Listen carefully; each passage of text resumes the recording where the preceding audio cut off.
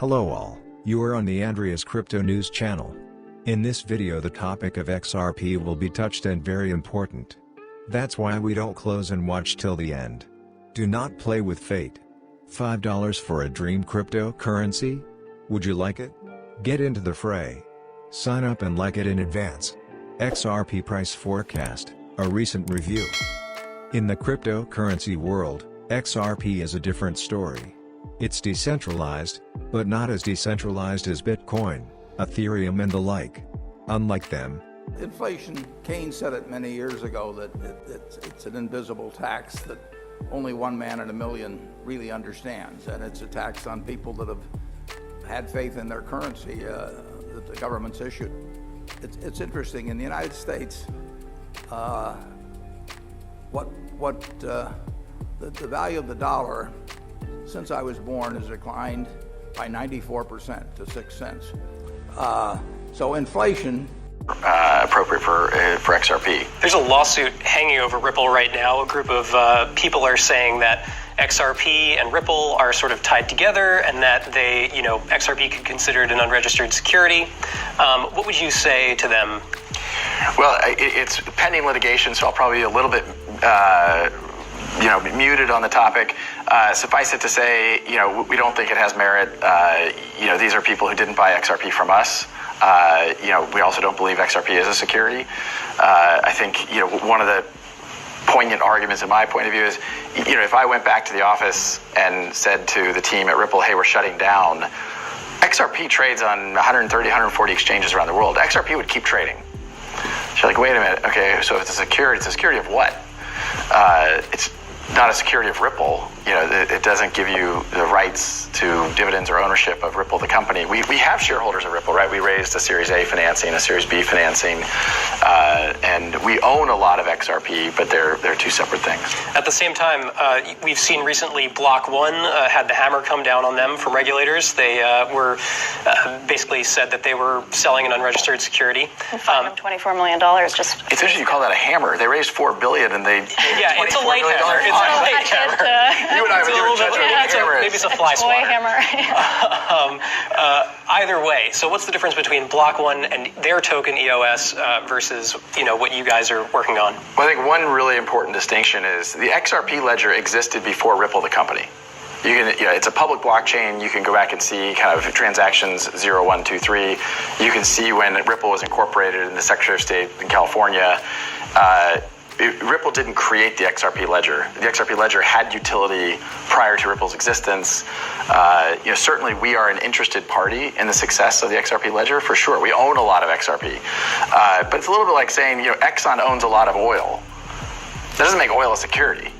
Exxon's clearly interested in how to, we can argue about the health of the, I'm not here to debate carbon emissions. Climate crisis, do you want to get into that? This isn't the example I wanted to choose here, but suffice it to say, Exxon cares a lot because they have a lot of that they're relatively unfamiliar with or new, and it's just an interesting activity, being a financial regulator and sitting in your chair. So, when you think about the technology and the challenges that poses, how do you go about the business of identifying and keeping your eye out for the risks, again, not just in or associated with the product, but with the technology itself as it becomes either commoditized or infiltrates the traditional financial marketplace? Well, again, we're for innovation. So really in more mature areas like use of the cloud or artificial intelligence, there continues to be challenges of how regulators look at those things. Does the cloud represent a higher degree of cyber risk? Is artificial intelligence, if you use it, do you perhaps violate concepts of fair lending or disparate impact that are concepts the CFPB has? So all these are questions that really need to be solved. So I consider that kind of the crypto's kind of the new thing. The core fintech are sort of established processes that have gotten to some stage of maturity, but still need increased level of maturity for regulation. So that's why in that report we kind of separated the two. One, we weren't finished with the digital asset work, so we weren't ready to publish on it. And two, those reports were Treasury recommendations. They weren't interagency, so we did sort of make an effort of triangulating with other regulators, but they were really our thoughts. We had the pen. So that's, so really the excluding digital assets from that report is just a matter of, if that report was a year from now, it would have been integrated. But I do think it's important to look at the nature of fintech, and these are fairly traditional, addressing fairly traditional financial services needs. It's sort of, in some ways, a disruptive marketing technique. It can be a disruptive credit analysis technique. Speed to market innovation can be quicker, but it's largely sort of overlapping with what we would all consider traditional financial services. Crypto, digital, blockchain technology is like a whole nother step. So I guess the first thing is to get the first phase right, and I think we put out a framework that we're moving forward on. I think on refer to this as the Enron of the crypto space. This has been picked up by Forbes. I have to ask you, Tone, what has been going on?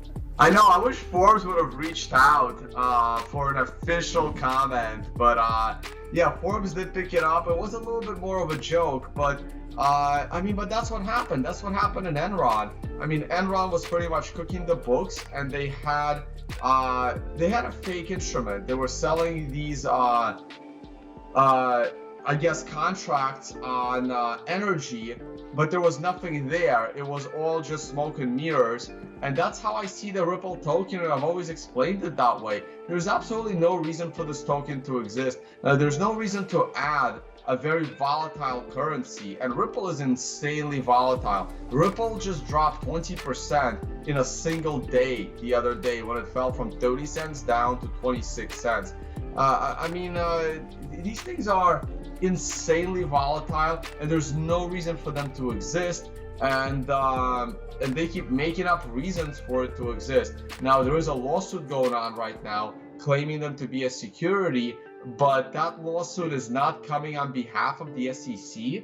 That lawsuit is coming on behalf of an individual, so it's not exact. I don't really know what's going to happen there. We do cover it on the Bitcoin Law Review, and I know one of the lawyers didn't like the fact that I call everything a scam, but I would have given Forbes a more official comment. But yeah, the Ripple token is a really, really sad situation where it was created back in 2012 or so, just to make money, basically. And now the company has spent the last 6 years trying to disassociate itself from this token, while at the same time trying to make up any reason for it to exist. On a final note, Tone, I do want to ask you. So 3 to 5 years is tricky. If you'd said 30 years, I think I'd give you a more accurate vision. I think 3 to 5 years has a lot of dependencies on, does our economy reopen in the next 6 months? What happens with the presidential election? What happens with China on various immediate issues of national security? So, but what I would say is, if you kind of assume a steady state on all of those things, what I think will happen is 3 to 5 years from now, I think banks will be connecting to blockchains the same way that they connect